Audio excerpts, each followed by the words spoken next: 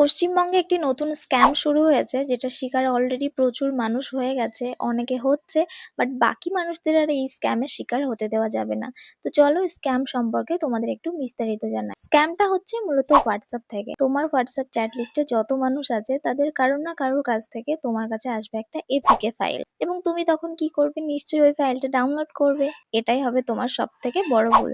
যখনই ওই ফাইলটা তুমি ডাউনলোড করার চেষ্টা করবে তখনই কিন্তু তোমার সম্পূর্ণ ফোনটা আর তোমার কন্ট্রোলে থাকবে না। শিকারীরা তোমার ফোনটা সম্পূর্ণভাবে হ্যাক করে নেয় এবং এরপর তোমার ফোনের সমস্ত ডেটা কিন্তু তাদের কাছে ট্রান্সফার হয়ে যাবে। তোমার গ্যালারিতে থাকা ফটোগুলোও কিন্তু তাদের কাছে চলে যাবে।